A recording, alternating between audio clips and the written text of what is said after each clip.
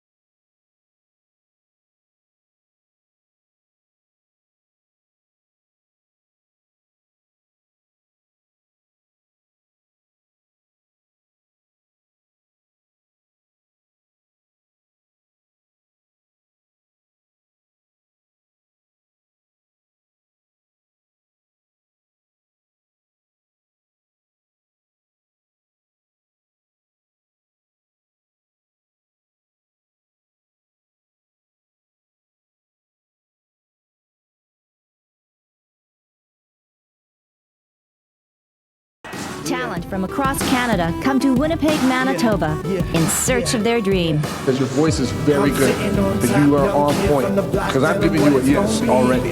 You know, you were very high. It's the semifinals and finals. Who will be the next urban star? You're really good. We'll definitely see you back later. Watch Monday nights at 8 p.m. exclusively on Shaw TV. There to bring it home. Shaw TV, your local voice.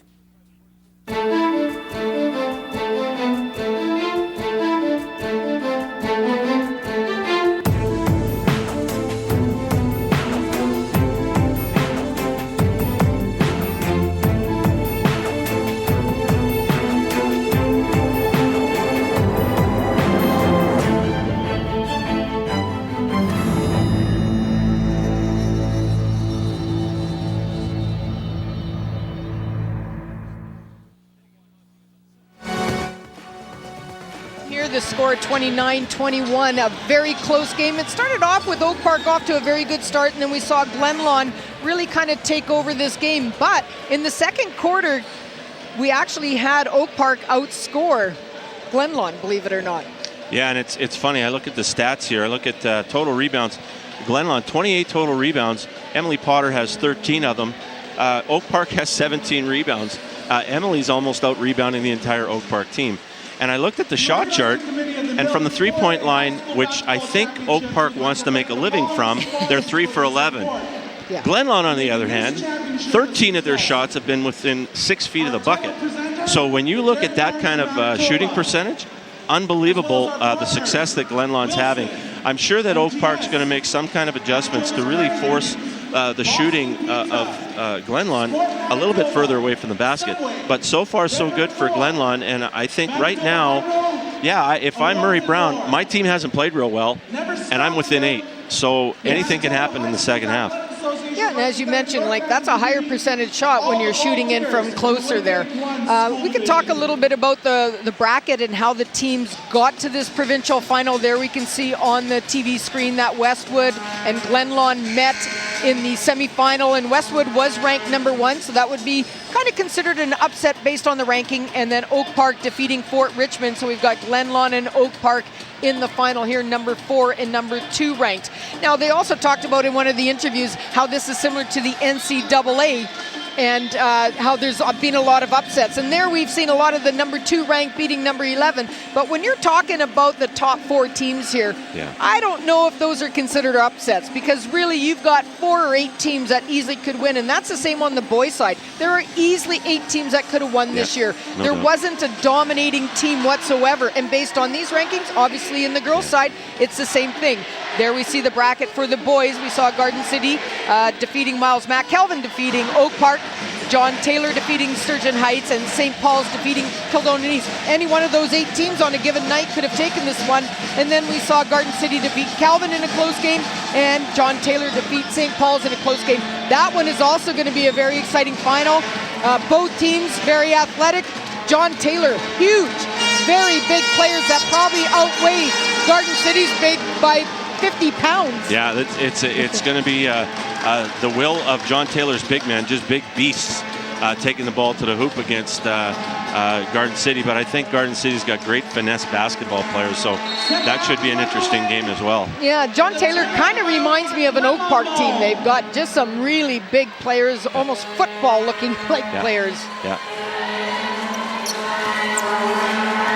So 29-21 is our score. It's only an 8-point difference there. And we saw, as I mentioned, Oak Park out shooting Glenlawn 12-10. So really a relatively close second quarter. We're into the third quarter of the second half here of the girls' championship game. And we get to have a score go on the board. We've got Harrison dishing the ball inside, and Potter is right there. I think we're going to get a jump ball being called.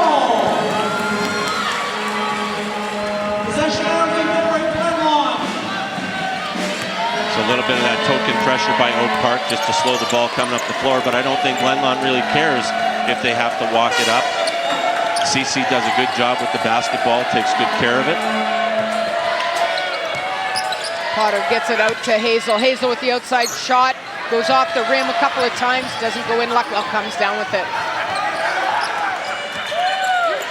Brown gets it inside to Potter. Nice turnaround and gets it it in. She's got a great touch for a big girl. Nice soft little roll on the basketball. And again, within 6 feet of the basket, just what they did in the first half. Oh, and then we saw a great pass there inside to, I think that was McClellan. She gets fouled on the play. This one's going to go against Alyssa Kidd, number 40.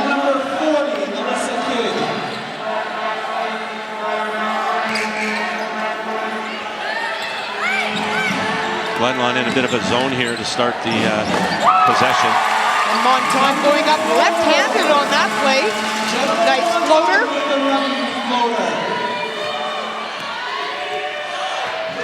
And that last foul against number 40, Alyssa Kidd, that is also her third foul. So they've actually, Glenlawn has 2 players right now sitting at 3 fouls.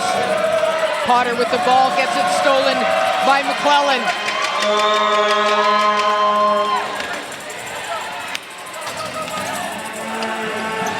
Oh, Monton looked to get it inside to, I think, McClellan, but it was stolen there by Potter. Brown. Get it inside to Potter. She goes left-handed, doesn't drop in. Hazel there with the rebound. A lot of Oak Park players underneath the basket. They come down with the board. That was an interesting choice of a shot by Emily, a runner along the baseline, left-handed, 6'5". Yeah. In girls basketball in Manitoba, don't see that too often. Monton misses on the three-point attempt. We got Brown with the ball. She gets it to Luckwell. Luckwell back to Brown. She takes a look, trying to set up the offense, see if they can get it inside to Potter. Hazel gets it out to Brown with the outside shot off the rim, but Potter right there gets the rebound, puts it up, gets fouled on the play. She'll go to the line. Coach Brown's getting what he wants every once in a while. He's getting that perimeter game. The attempts by Glenlawn, they're not dropping any shots.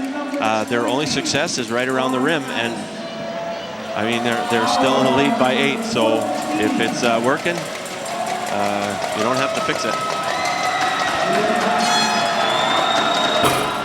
Potter misses on the first one. She, I think, every time at the line has missed the first and made the second. We'll see if that holds true.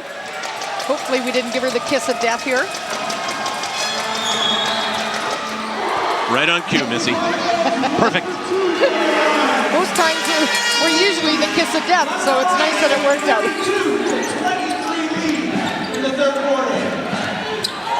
Looked like Potter got a piece of that ball. One of the Glenlawn players got a piece of that shot being taken by McClellan. 32-23 is our score right now. 7:03 left in the third quarter. Potter with the ball. Luckwell.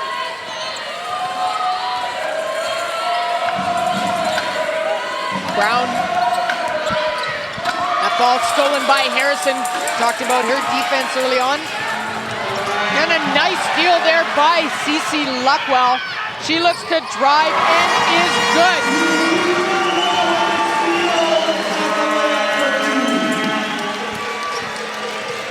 Very opportunistic, Glenlawn is in the game. They don't run a lot, but they sure take advantage when they do release a player. I think they've scored about 3 or 4 layups off of what you would call fast break baskets. Here we get a 3-second violation. Boy, a lot of pressure being put on by both teams there.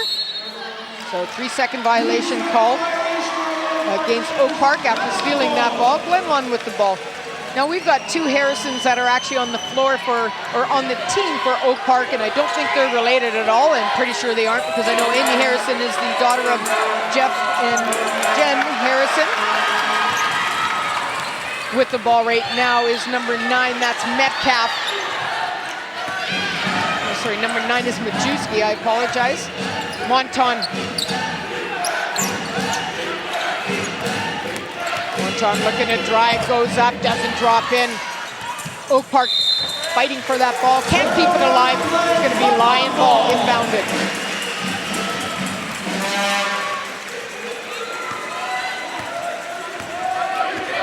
Potter with the ball. As you mentioned, 6'5", bringing the ball up. Yeah.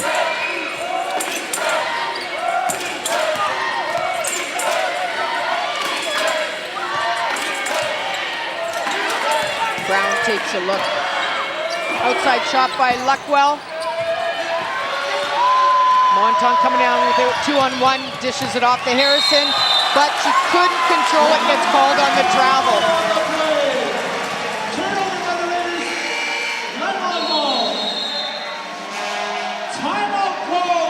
And although the ball was inbounded, it's very difficult to hear in this gym with the noise factor and just the amount of fans in attendance. That's always the nice thing that we see at the provincial finals here, is the fans that come out to support their classmates. It's absolutely fabulous. We're going to throw right now to the timeout of Oak Park. Take it up the floor, push the ball up the lanes, and then cut to the hoop. Okay, you got to attack harder. Attack the hoop. Hey, early, right? As soon as you get that ball, your first look is up the floor, push it, right? Don't hesitate, don't let him get back. Hey, we're going to go back man. We want to go back man, right? So understand, what's that? Yeah, let's pick it up full court, right? So you've got Potter, but you've got to be helping. We talked about what we want to do on that when they clear out the side and CC's got the ball, you got to drop and take that low block away from her, right? So make sure we do that. Hey, we're in 13, so get in baseline. Hey, settle us down, get us in 13, let's go. So coming out of the huddle, it looks like Oak Park's going to try and force things up the floor. And when we saw Emily Potter bringing the ball up the floor, I think she better be prepared for some pressure up the court. And if I was coaching against Emily and she wants to bring it up, I'd get right in her face as best I could to try and create a turnover. Absolutely, that would be smart on their part. She's not going to be like a guard being able to handle the ball, although she's doing a good job. It can't be the same as the control and the experience that a guard has, so try and go for the steal. Glenlawn ball. Got a sub coming into the floor for Oak Park. Into the game is Abby Ackland. She replaces Amy Harrison. Abby Ackland. Luckwell to inbound the ball, gets it to Brown. And Brown left open, tries putting it in, gets blocked on the play. And a good basket there by number 11, Abby Ackland. 34-25 is our score. Under 5 minutes left in the third quarter.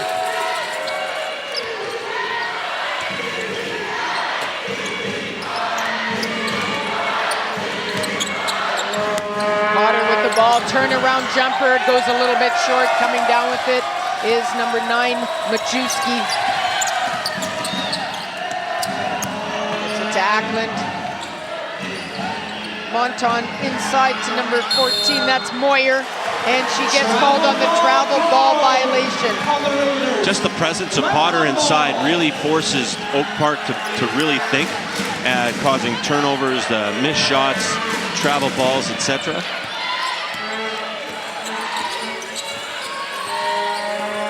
Luckwell with the ball.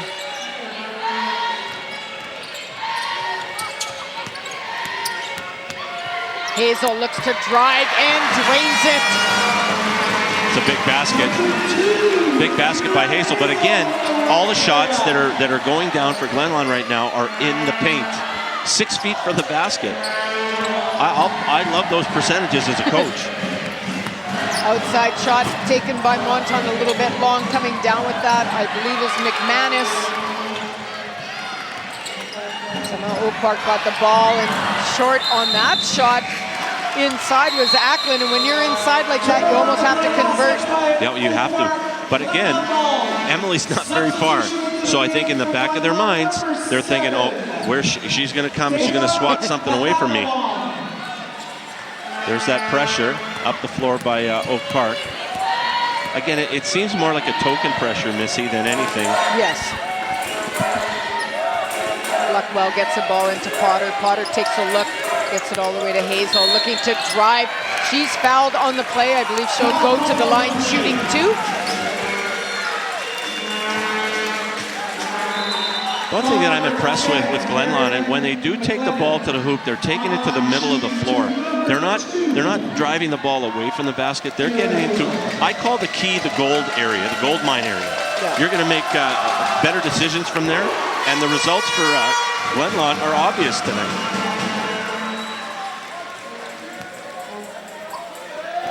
I believe the last foul was called against Majewski, so that is her third foul. And Glenlawn is good for 2, so the score now is 38-25, a 13-point lead in the third quarter here for the Glenlawn Lions. Monton with the ball, tries to get it inside, but that ball was tipped, I believe, out of bounds by Potter. Last touch by Glenlawn, Oak Park ball. Moyer looking to establish position underneath the basket, but she's going to be up against Potter. Moyer with the ball right now.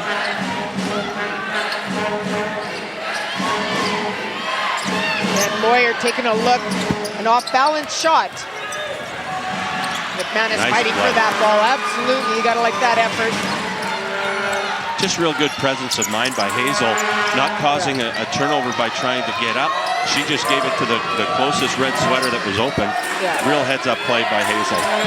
You're right, that was Hazel fighting for that ball. Potter with the ball, gets it to Hazel, looking to dish it off. Luckwell right there, 3 seconds left on the shot clock. She's gonna have to put it up quick.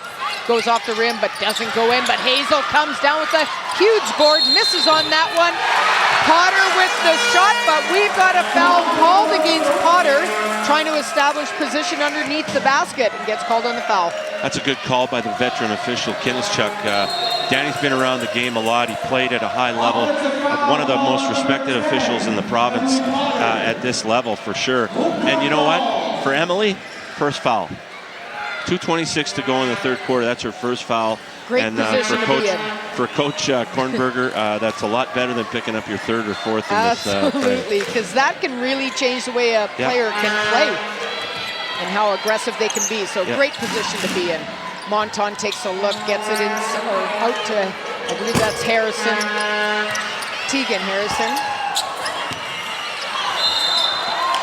And we've got a foul being called, and I believe that's going to put number 9, Tia Majewski, to the line. Foul number 4, Haley Langdon. Substitution. So that foul goes against number 4, Haley Langdon. That's her first foul. Into the game is Megan Stark, number 32.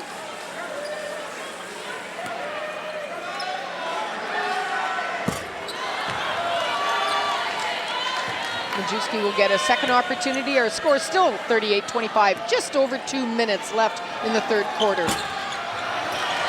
Nice rebound by Harrison. Gets it all the way across to Monton. It's almost stolen there by number 7, that's Teva Kathamabong.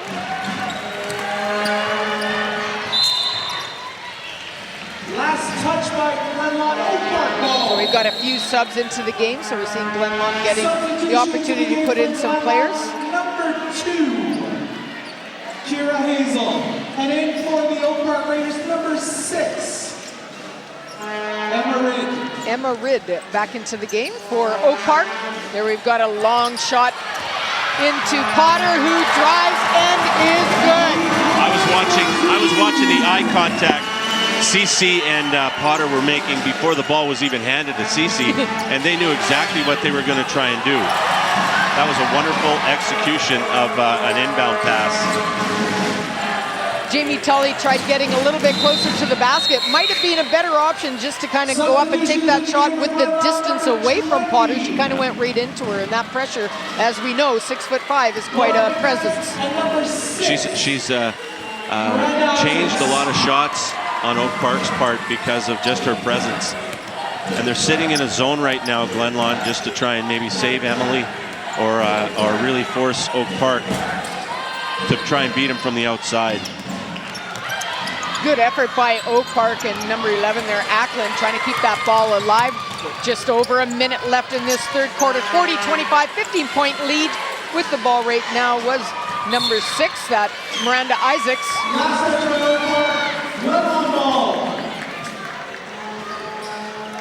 Luckwell with the ball, gets it inside to Potter, being double teamed. McManus, that ball stolen, almost stolen there by Ackland. And that foul, I believe, is going to go against Cece Luckwell. Oh no, actually they did change that. I thought they almost called that against Luckwell. No, or they did, against, actually they did. It was against Luckwell. And again, for Luckwell, the two keys to Glenlawn both have one foul. the two key players on Glenlawn's side right now only have one foul each. And that, as we mentioned, is a great position to be in. There we saw that shot by Rid go right around the rim and out, so it's just not dropping in temporarily for Oak Park. McManus gets a ball into Potter.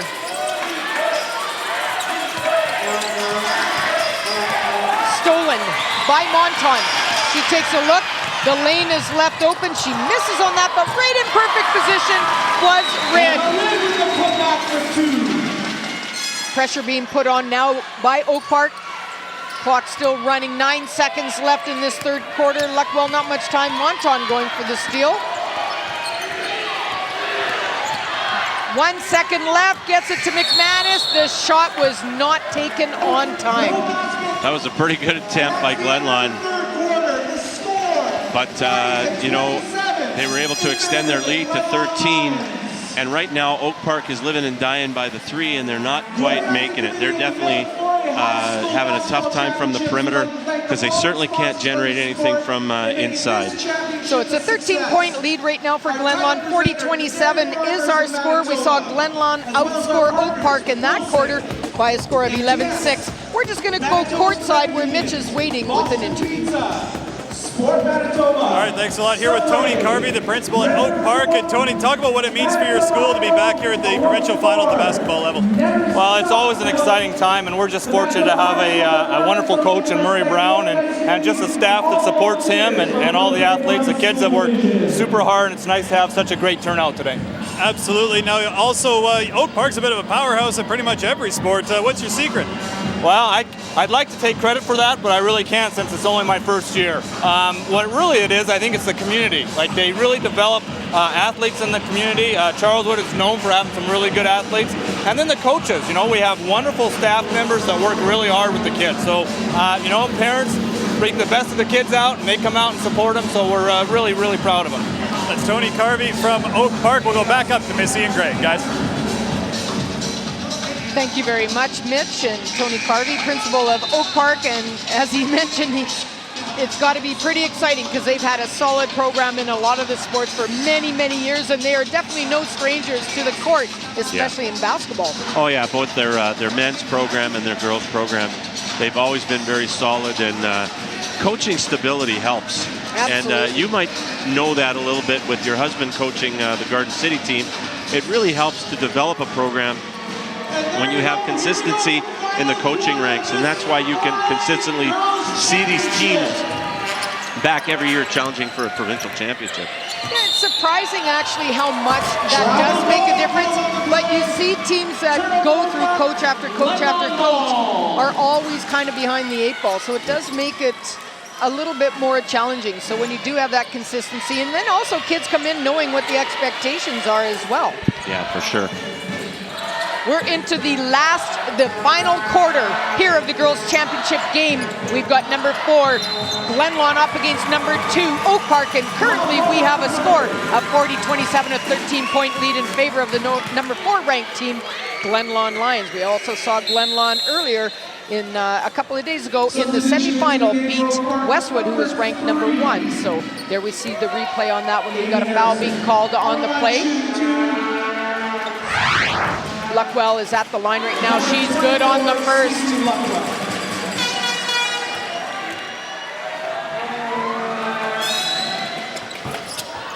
We also talked about the number of years that Brian Kornberger has been coaching. It's been 29 years just at Glenlawn, but his 36th year of coaching overall.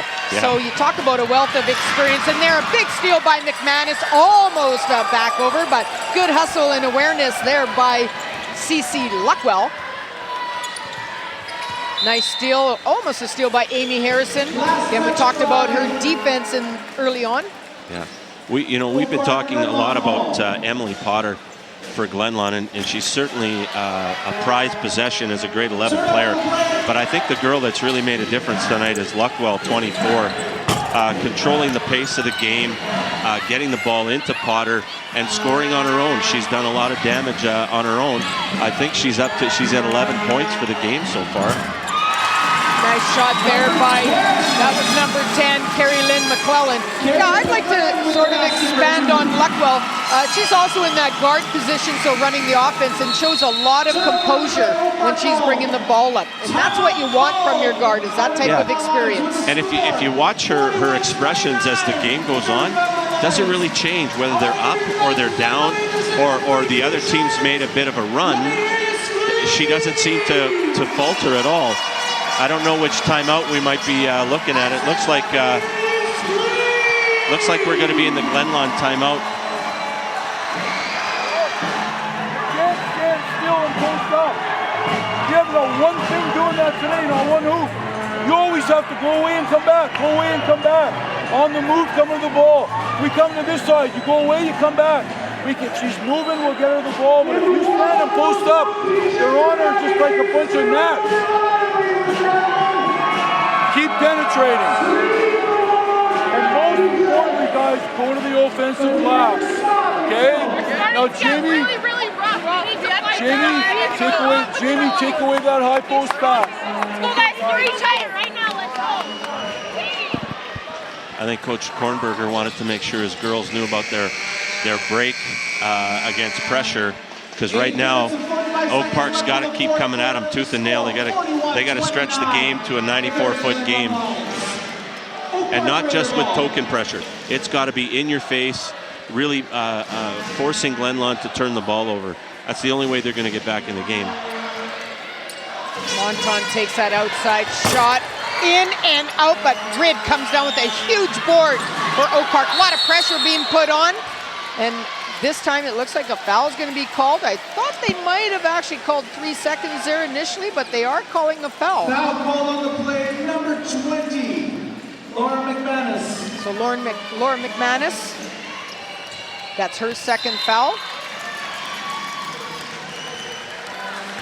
Really good court presence by all the Glenlawn defenders. They know the prime recipients of passes, and they're doing a good job getting out. And what happens on that one? Nobody guards one of the best three-point shooters, even though she hasn't had a very good night shooting the three, but a travel ball call got him out of that. Nice lead pass there. Luckwell, good move there, but unfortunately doesn't drop it. Made a great move to create that opening and space to take that shot. Foul called on the play, not shooting foul on the ground. Foul on number 10. So that foul against number 10, that's Carrie Lynn McClellan. That is her second foul, 8:29 left. Potter going up a little bit short. Good pressure being put on by Oak Park. Emily didn't have a real good handle of the ball there. She probably would have been better off just to bring it down or kick it back out. Right. Nice shot there by Rid. Coming down with it is Hazel. Luckwell with the ball. 41-29 is our score. So a 12-point lead.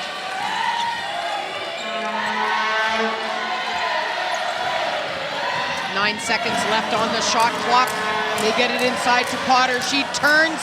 Good in-turn, misses that one. Coming down with that is McClellan. Oak Park with the ball. They've got to put some points on the board quickly. They get it inside to McClellan, one of the big girls for Oak Park. She misses that one, but comes down with the rebound after fighting for that ball, but good pressure being put on by comes out with it. And that time, Luckwell makes no mistake. She is such a heady player. I have been so impressed in the number of games that I've watched Glenlawn play. I've said that she plays the game, and this is no disrespect, but she plays the game like a man does sometimes with her presence on the court. Awesome presence on the floor. Right, no, so to the Oak Park timeout. Yeah, they're just going long. So we're in contained pressure. Save it, like don't let them break out long. Twice we're giving them that look. Okay, learn from that. All right, we want to go 22. All right, so we got Amy and Jenny up top. So we got Jenny and Amy. We got Carrie and Emma. Remember, on this pass, we need to flash high. We need to flash in the high post. The one time we did it, we got a good look, right? Drop to Phil on the other side. Mary, be active down low, right? So ready to shoot. Come in, ready to shoot. Hey, so on this entry, flash to the high post. Mary, you trace it. Amy, you drop in the shooting spot, right? We got to make sure that we do that. Hey.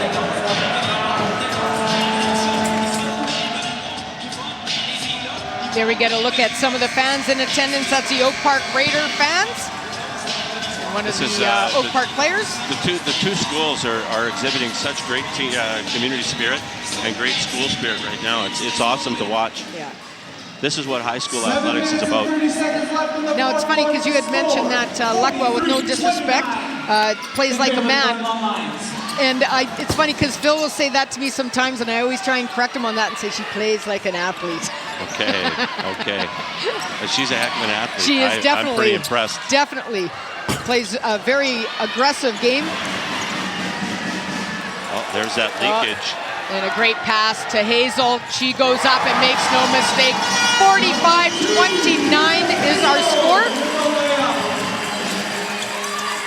McClellan gets the ball to Rid. She gets blocked on the play, and McManus comes down with the ball for Glenlawn. Glenlawn choosing to slow things down a bit, maybe use the clock.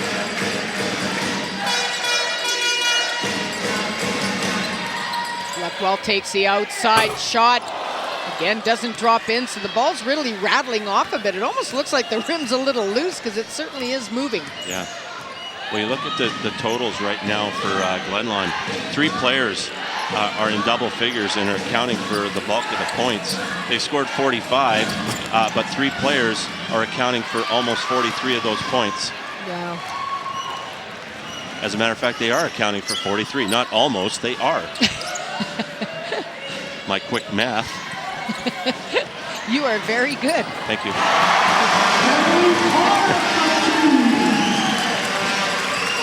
You're not just an administration. No, I'm not just a pretty face, I'll tell you that.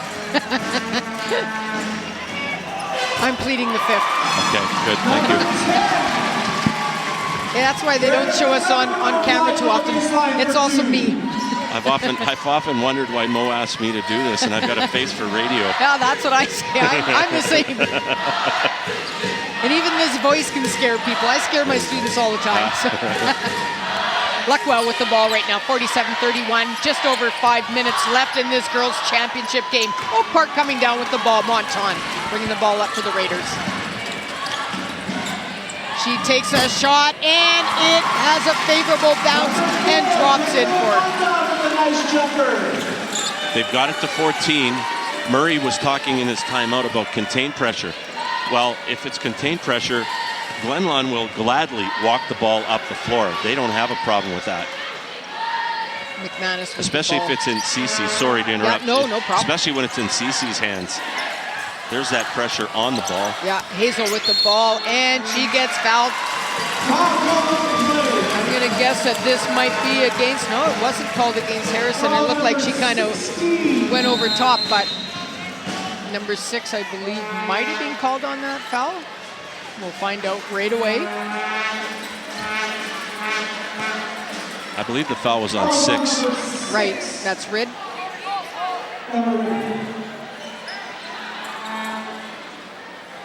So that's her second foul. Substitution to the game for Glenlawn, number 4, Alyssa Kidd. And number 7, Teva McManus with the ball. Gets it inside to Hazel. Again, good pressure being put on. And we've got a foul being called. And that's going to put Hazel to the line shooting 2. Foul is on number 6. And that foul, that's back-to-back fouls on Rid.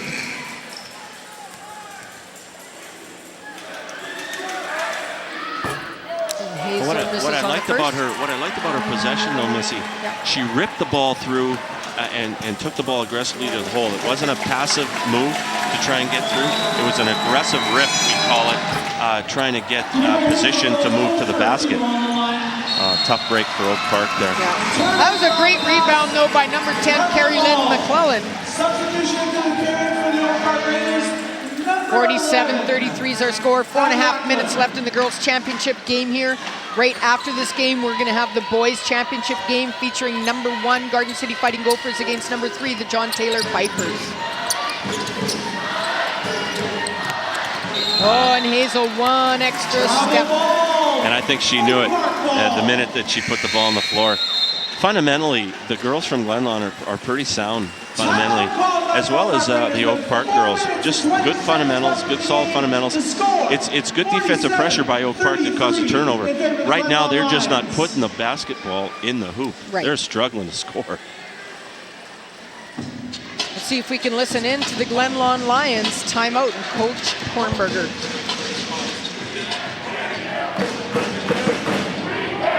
Be ready on press break. If they press us, run the lane, get easy through. Offensively, just make sure you don't post up. You're going to post up and don't stay. Go in, come back. Go in, come back. On the move, we can't stop you. But guys, right here. Offensively, guys, they're missing their threes, but they can hit threes. So Cece here, Kiera here, Laura here, Emily here, Laura here. Try to let Kiera go between the two of them. You stay home. So get on that corner. Get on that three.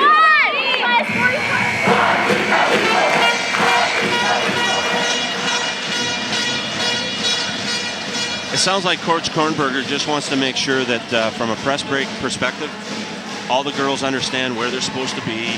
The last thing he wants to do is start giving Oak Park buckets because they're making mistakes just breaking pressure or even getting the ball back getting the ball inbounds. And really, there's a lot of time left in this final. There's over 4 minutes left, and that's a lot of time for teams. All you need is a couple baskets, and mentally it can change the game. Well, the 24-second clock allows that, right? Yes. So you got to take advantage of your possessions. That was all a nice drive there by Brown. Unfortunately, doesn't drop in. Monton gets the ball there, move it around, and the outside shot taken by McClellan doesn't drop in. But coming down with that is Oak Park, and I think this foul might go against Glenlawn. Hazel. And that's her fourth. Yes. Foul number 2. Well, this is a good opportunity for Oak Park. Clock stopped. Get a couple of free throws, cut it to 12. 3:45, you never know what can happen. Absolutely, and she's good on the first one. Misses the second, but goes in, and I think we're going to get a shooting violation. Yeah. Or there was a late violation on someone. Actually, they're giving her another shot, so I think that might have gone obviously against Glenlawn then. Wow, I thought it was more an Oak Park violation. So did I. I thought the shooter there, Majewski, went in a little bit fast. 2 for 2 from the line, making the score 47-35. Here comes that pressure now. Let's see if the Glenlawn girls recall what they were supposed to do. Luckwell with the ball.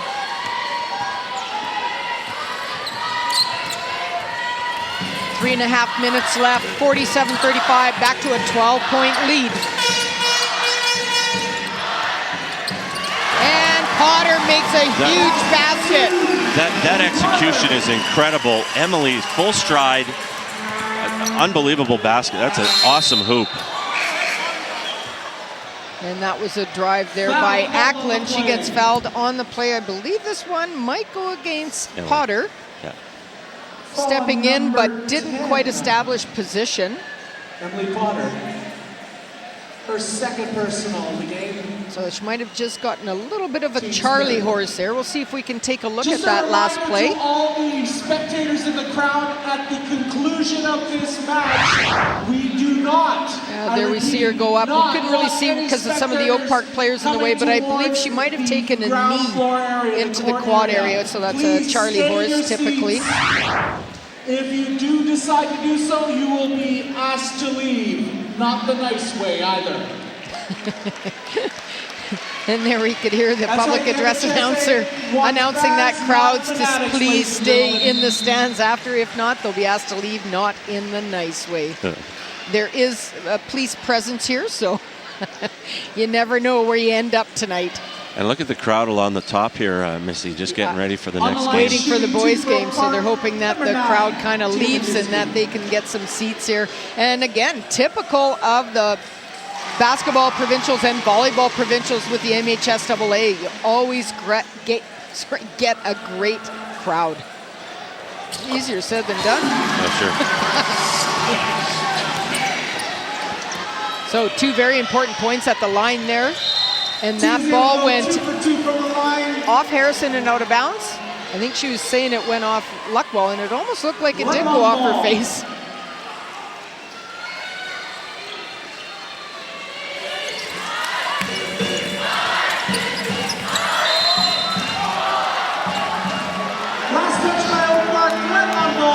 Glenlawn still to inbound the ball, 49-37. Just over 3 minutes left in the girls' championship game here. Currently Glenlawn in the lead. And the ball is stolen by Harrison, but again stolen by McManus, who travels with the ball. So sometimes we see nerves at the beginning of the game. I think we're seeing a little bit at the end here. Well, it's a big stage. The provincial finals at a university facility, lots of family, friends, your schoolmates. This is the big time. Nice shot there by McClellan, doesn't drop in. It's going to be Glenlawn ball. 2:49 left. Inbounding the ball right now is Brown. She's only got 5 seconds to get it in and just got it in on time. Luckwell with the ball. Again, showing that composure. Dishes it off, but unable to control that is Hazel. So Glenlawn throwing the ball away, giving Oak Park another opportunity to kind of get it back into this game.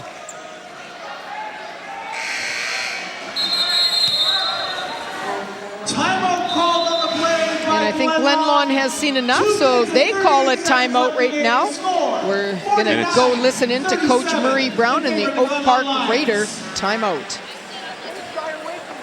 Talked about that before, right? If that shot's available to you, hey, too late to shy away from that. That's the one we want from you. All right? Hey, make sure, all right? Make sure, let's go to the high post flash, okay? So we're going 22, high post flash. So let's take it to Tia's side.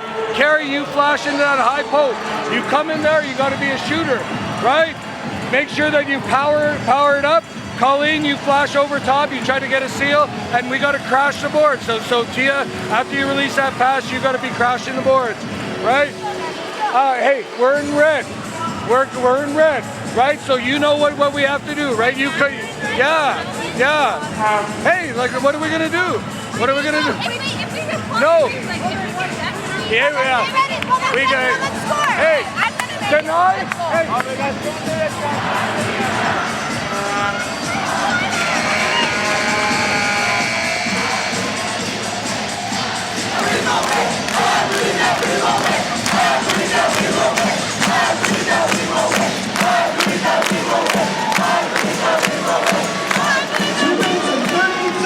There we saw some of the Glenlawn Lion fans in attendance. We're noticing also some of the signs that are up around the gym here. 25 years of milk and MHSAA, so one of the big sponsors for the basketball championships. We'd like to thank them for all their support. And I believe the MHSAA is also celebrating their 50th year in existence. Yes, they are.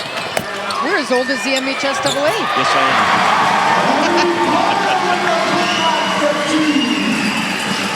You look way better than that building. Thank you very much. You're welcome. Going up right now, but missing was number 14. That's Moyer. A lot of pressure. We got a foul called on the play there. Coach Brown talked about going full red. I'm assuming they're going to try and trap and double any opportunity they get, or either turn this into a free throw shooting game. Less than 2 minutes, and that foul was called against number 14, so that was Moyer. She was the one, I believe, going up for the shot, so she got called on the foul. And Potter is at the line, missing the first one. She'll get a second opportunity.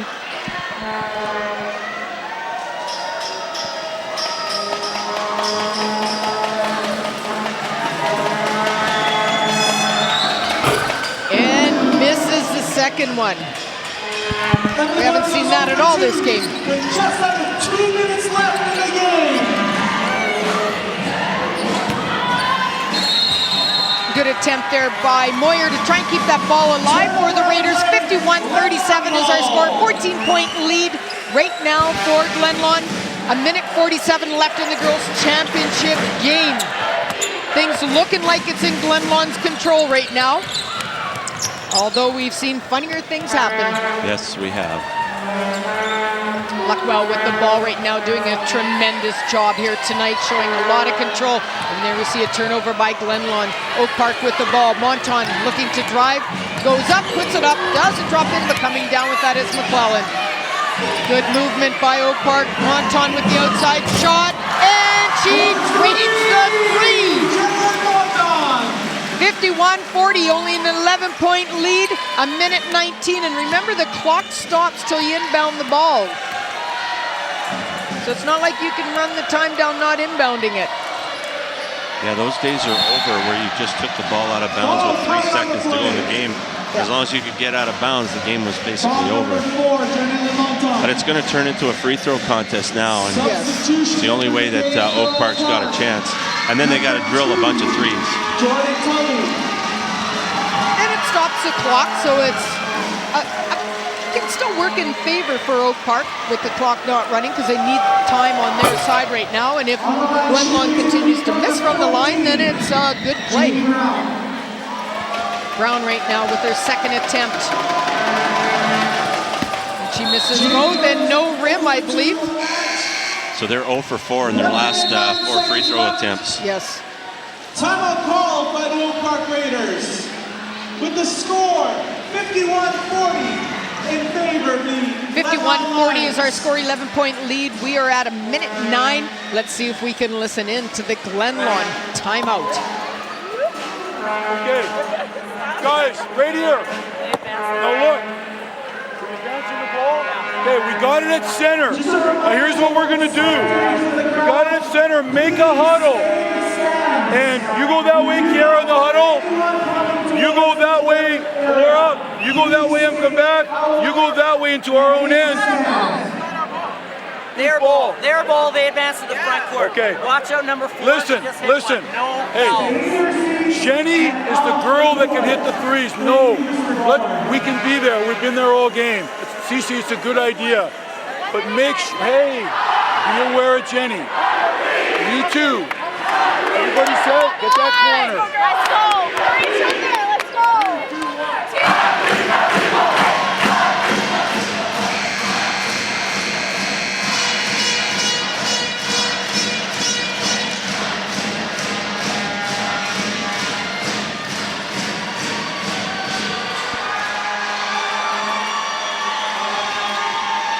Inbounding the ball in the front court is Oak Park. Harrison from the outside doesn't drop in, but it's kept alive. Just trying to see what the call is.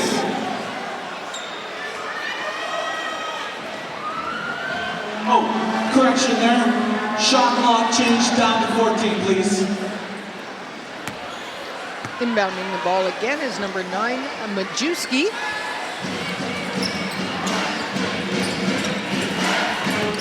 Harrison gets the ball. Looking to drive is number 2.